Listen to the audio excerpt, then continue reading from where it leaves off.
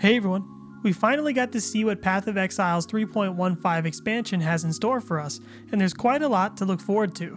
If you haven't seen any of it yet, then be sure to check out my video where I give a quick overview of the whole announcement. But in this video, I will be going over the new Expedition League mechanics and what we can expect to see from them. So let's get started. In Expeditions, you'll be assisting a group of Kulguurans in excavating their ancestors' relics and undead using explosives. Players will be able to control where the explosives are placed so that they can decide what to get out of the encounter. You might want to focus on getting more chests that are full of rewards, or maybe you want more monsters, but either way, careful placement of the explosives will be imperative. After you press the plunger, the encounter begins. Once everything is defeated, you can open up all the chests that you unearthed, but that's not all.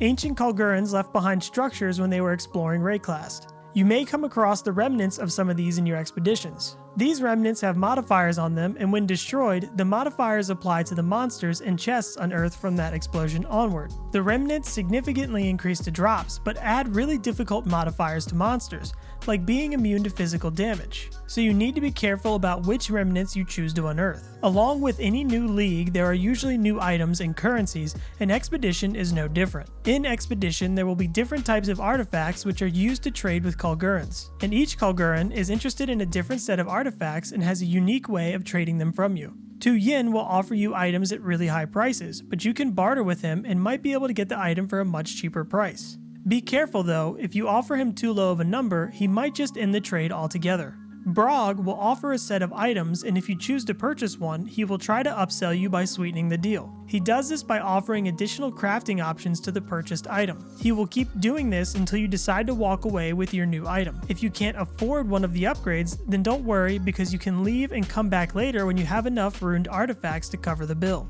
Gwenin is a gambler. She will present you with a set of base items with unknown properties. When you purchase one of these items, you will receive a random item of that base type, which means you could get a really rare unique or just a cruddy magic item. If she has no other items that you want to gamble with, you can reroll the items that are presented to you in the window with one of the new currencies. Occasionally, a base type shows up that is a lot more expensive than it normally would be, and when you gamble on this item, it has a higher chance of being a good item. But there's still a chance it could be trash as well, so spend wisely.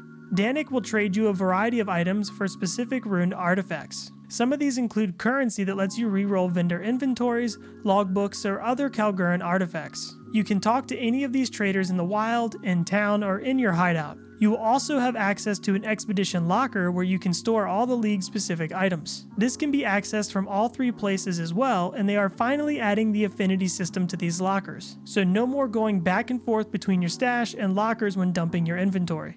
Alongside the artifacts, you'll also come across logbooks.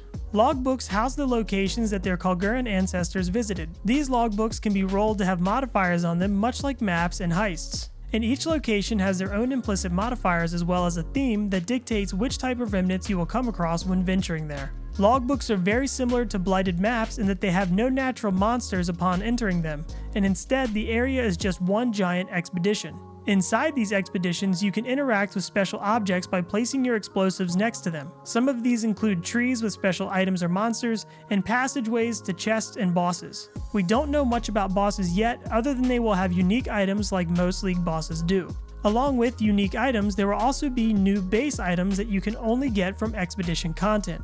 The new base types offer a new kind of defense called Ward, which reduces the amount of damage you take from the first hit you receive. It then goes on a 5-second cooldown, making it really good for builds that utilize block, dodge, or evasion. The enemies within expeditions will also have Ward for their layer of defense rather than the traditional defenses we are used to seeing. So keep that in mind when exploring these uncharted areas. Some of the new unique items will interact with the new Ward mechanic as well, like the Faith Guard helmet, which makes it so increases and reductions to energy shield apply to your ward instead. And Cadigan's Crown, which prevents you from dealing critical strikes but gives you the Battle Mage effect. These are just a couple of the new uniques that we can expect to see from Expedition content. And that wraps up this video. What parts of the Expedition League do you find the most exciting? I'm looking forward to seeing all the unique items and bosses myself. If you like this video, let me know by giving it a thumbs up. And be sure to subscribe for more gaming related content.